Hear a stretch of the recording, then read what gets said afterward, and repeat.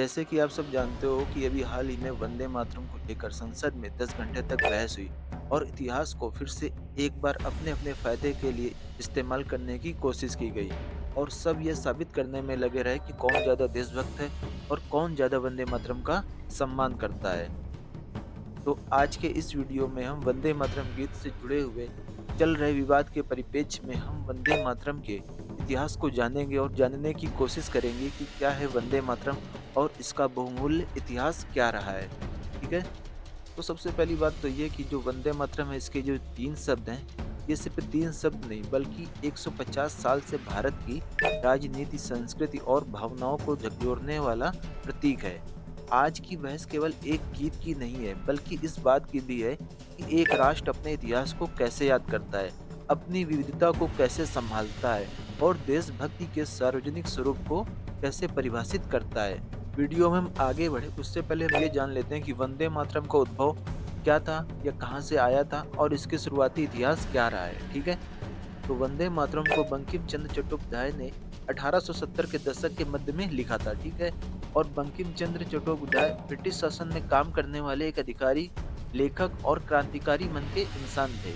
बंकिम चंद्र चट्टोपाध्याय बांग्ला भाषा के प्रख्यात उपन्यासकार थे, कवि थे, गद्यकार थे और पत्रकार भी थे। और इस वंदे मातरम को 1882 में उनके उपन्यास आनंद मठ में प्रकाशित किया गया था। ठीक। अब अगर आनंद मठ की बात करें तो आनंद मठ एक राजनीतिक उपन्यास है और इस उपन्यास में उत्तर बंगाल में 1773 के सन्यासी विद्रोह का वर्णन किया गया है। और ये जो पुस्तक है इस पुस्तक में आपको देशभक्ति की भावना देखने को मिलती है। ठीक है। अब अगर और हम बात करें तो बंकिम चंद्र चट्टोपाध्याय की प्रथम प्रकाशित जो रचना थी वह थी राजा मोहन वाइफ। ठीक है।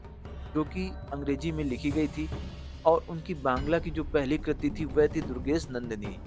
अब अगर हम वंदे मातरम गीत की बात करें तो यह गीत माँ भूमि की महिमा का गुणगान करता है और अत्यंत संस्कृत निष्ठ बांग्ला में लिखा गया है। तो यह किस भाषा में? बांग्ला भाषा में है। ठीक है। और इस वंदे मातरम गीत का जो मुख्य विषय है वह है भारत माता की स्तुति, मातृभूमि के प्रति असीम प्रेम, देशभक्ति और स्वतंत्रता संग्राम में प्रेरणा है। ठीक है। इस गीत में भारत को एक देवी के रूप में चित्रित किया गया है जो सुजलाम सुफलाम, इसका मतलब है जल और फलों से परिपूर्ण और सस्य श्यामलाम, हरी भरी फसलों से ढकी हुई है। ठीक है। यह गीत आज़ादी की लड़ाई का प्रतीक बन गया। 1900 के शुरुआती वर्षों में यह गीत स्वतंत्रता आंदोलन का एक बड़ा नारा बना।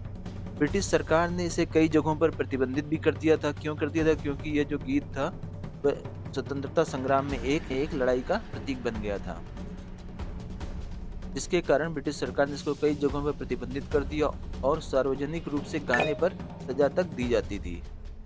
अब इस गीत के जो पहले जो 2 अंतरे हैं वो आज सबसे अधिक गाए जाते हैं और काफ़ी हद तक सांस्कृतिक और देशभक्ति की भावना के लिए इन्हें गाया जाता है। बाद के अंतरों में देवी स्वरूपों का उल्लेख है जिसने बाद में विवाद को जन्म दे दिया। आइए अब हम बात करते हैं राष्ट्रीय गीत के रूप में इसके स्थान की और प्रारंभिक विवाद की। ठीक है। जो इसका पहला विवाद देखने को मिलता है उसके बारे में चर्चा करते हैं। तो 1937 में जब मद्रास प्रेसिडेंसी सहित कई जगहों पर वंदे मातरम को एक सरकारी कार्यक्रम में बढ़ावा देने की बात हुई तो पहला बड़ा विवाद सामने आया। ठीक है। तो पहला विवाद कब सामने आया? 1937 में, जब कुछ मुस्लिम नेताओं और अन्य समुदायों ने धार्मिक संदर्भों पर आपत्ति जताई और कहा कि सार्वजनिक रूप से इसे अनिवार्य करना सबके लिए समावेशी नहीं है। ठीक है। तब उस समय गांधी और नेहरू जैसे नेताओं ने इसका समाधान निकाला और कहा कि गीत की भावना का सम्मान होना चाहिए लेकिन इसे गाना अनिवार्य नहीं होना चाहिए। आज़ादी के बाद संविधान सभा ने वंदे मातरम को महत्वपूर्ण राष्ट्रीय प्रतीक के रूप में राष्ट्रीय गीत का सम्मान दिया। ठीक है। तो जब आज़ादी के बाद जब देश आज़ाद हो गया तब संविधान सभा ने वंदे मातरम को राष्ट्रीय गीत के रूप में सम्मान दिया गया, लेकिन इसे संविधान में अनिवार्य प्रावधान के रूप में शामिल नहीं किया गया। ठीक है। राष्ट्रीय गीत जरूर था लेकिन यह कोई अनिवार्य प्रावधान नहीं था। अब यही अस्पष्ट स्थिति आगे चलकर कई विवादों को जन्म देती है। ठीक है। क्योंकि जो संविधान था उसको राष्ट्रीय गीत तो बनाया गया था लेकिन इसका अनिवार्य प्रावधान के रूप में शामिल नहीं किया गया था, जिसके कारण विवाद की स्थिति उत्पन्न हुई। अब हम वंदे मातरम हमारे राष्ट्रीय गीत की कानूनी स्थिति को देख लेते हैं और जानते हैं कि क्या यह अनिवार्य है। तो भारत के संविधान में राष्ट्रीय गीत शब्द का कोई स्पष्ट कानूनी उल्लेख नहीं है। ठीक है। राष्ट्रीय गान जन गण मन तो तय है लेकिन वंदे मातरम की स्थिति सांकेतिक और सम्मानजनक है। कानूनी रूप से यह बाध्यकारी नहीं है। ठीक है। जो हमारा राष्ट्रीय गीत है। कई बार अदालतों में याचिकाएं दायर हुई हैं, कुछ में गीत के सम्मान की बात कही गई, पर कई बार अदालतों ने साफ कहा कि देशभक्ति के प्रतीकों को कानून के जरिए अनिवार्य नहीं बनाया जा सकता है, ठीक है? तो किसी के अंदर देशभक्ति पैदा करने का तरीका कानून के द्वारा नहीं हो सकता है। अब यही अस्पष्टता इस मुद्दे को राजनीति और कोर्ट दोनों में संवेदनशील बना देती है, ठीक है? तो यह है कानूनी स्थिति हमारे राष्ट्रीय गीत को लेकर। अब आइए हम जानते हैं कि आज का विवाद क्या है, ठीक है? क्यों संसद में इसको लेकर 10 घंटे तक बहस हुई, ठीक है? तो देखते हैं आज का विवाद। तो दिसंबर 2025 में वंदे मातरम को लेकर बहस अचानक तेज हो गई। संसद में इस बार गर्मागर्म बहस देखी गई। विपक्ष ने आरोप लगाया कि सरकार इस गीत के बहाने इतिहास को नए ढंग से पेश करना चाहती है और कुछ सांस्कृतिक व राजनीतिक व्यक्तित्वों की छवि को कमजोर कर रही है। वहीं जो सरकार समर्थक नेता थे, उनका कहना था कि वे सिर्फ उस राष्ट्रीय भावना को सम्मान दे रहे हैं जिसे लंबे समय से अनदेखा किया गया। तो इस तरह हर पक्ष और विपक्ष दोनों के तर्क हैं और दोनों ही ये साबित करने की कोशिश कर रहे हैं कि वो राष्ट्रीय गीत को ज़्यादा सम्मान देते हैं। और इसके साथ ही सुप्रीम कोर्ट ने हाल ही में वंदे मातरम के अनिवार्य उपयोग या विशेष सरकारी नीति बनाने वाली जो मांग याचिकाएं थी, उन पर विचार करने से इनकार कर दिया। अदालत ने कहा कि यह नीति का विषय न्यायपालिका का नहीं, ठीक है? इस फैसले से बहस और तेज हो गई। कुछ ने इसे धार्मिक स्वतंत्रता की जीत कही, जबकि अन्य ने इसे राष्ट्रीय प्रतीकों की अनदेखी बताया। तो ये था हमारा आज का विवाद, जो कि वंदे मातरम गीत को लेकर चल रहा है। अब यह बहस 3 बड़े मुद्दों के केंद्र में है, जिसमें पहला स्मृति मेमोरी, स्वतंत्रता संग्राम की कहानी कैसे सुनाई जाती है और कौन-कौन नायक के रूप में उभरते हैं। पहला तो मुद्दा यह है। इसके बाद जो दूसरा मुद्दा है वह है समावेश का इंक्लूजन। क्या राष्ट्रीय प्रतीक सभी समुदायों के लिए सहज है या उनके लिए बाध्यकारी बने हैं।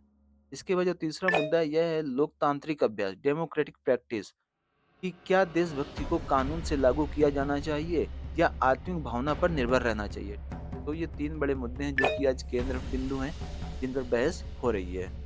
अब देखिए जो अलग-अलग पक्ष हैं वो भी कुछ न कुछ बोल रहे हैं। तो सबसे पहले जो सरकार समर्थक लोग हैं वो ये बोलते हैं कि यह देशभक्ति और इतिहास का सम्मान है, ठीक है? जो कि विपक्ष में हैं वो लोग बोलते हैं कि सरकार इसे राजनीति का औजार बना रही है और स्वतंत्रता आंदोलन के इतिहास को नए सांचों में ढाल रही है। इसके अलावा जो न्यायपालिका व नागरिक समाज है वह बोलता है कि सम्मान होना चाहिए लेकिन अनिवार्यता से बचना चाहिए ताकि विविधता का सम्मान बना रहे, ठीक है? तो ये हैं 3 अलग-अलग पक्ष जो अपनी-अपनी बात रख रहे हैं। अब इस वीडियो के अंत में हम देख लेते हैं कि आने वाले समय में 3 चीज़ें ध्यान देने लायक कौन सी होगी, ठीक है? तो पहला तो यह हुआ, क्या संसद वंदे मातरम पर कोई औपचारिक प्रस्ताव लाती है? दूसरा बिंदु यह होगा कि क्या राज्य सरकारें स्कूलों और सार्वजनिक कार्यक्रमों में नियम बनाती हैं इस राष्ट्रीय गीत को लेकर?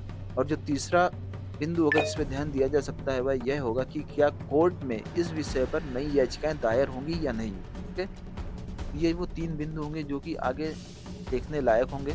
और अब अंत में वंदे मातरम सिर्फ एक गीत नहीं है, यह भारत के इतिहास, राजनीति और पहचान के बीच चल रही बहस का दर्पण है। यह विवाद हमें बताते हैं कि हमारा वर्तमान और भविष्य दोनों ही इतिहास को कैसे देखते हैं, ठीक है? तो आज के इस वीडियो में हमने जाना कि राष्ट्रीय गीत की जो रचना है वो 1875-76 में हुई थी। आनंद मठ का प्रकाशन 1882 के आसपास हुआ था। और ये जो राष्ट्रीय गीत था इसका कांग्रेस द्वारा बड़े पैमाने पर स्वतंत्रता संग्राम में उपयोग किया गया 1905 के आसपास। और 1950 में संविधान सभा द्वारा राष्ट्रीय गीत के रूप में इसको सम्मान मिला। और दिसंबर 2025 में संसद और मीडिया में बहस अपने चरम पर पहुंच गई, ठीक है? ये था हमारा आज का वीडियो जिसमें हमने वंदे मातरम गीत के इतिहास को जाना, ठीक है? और इससे जुड़े हुए विवाद को भी समझा। आई होप आपको समझ में आया होगा। मिलते हैं अगले किसी और वीडियो में, तब तक के लिए धन्यवाद।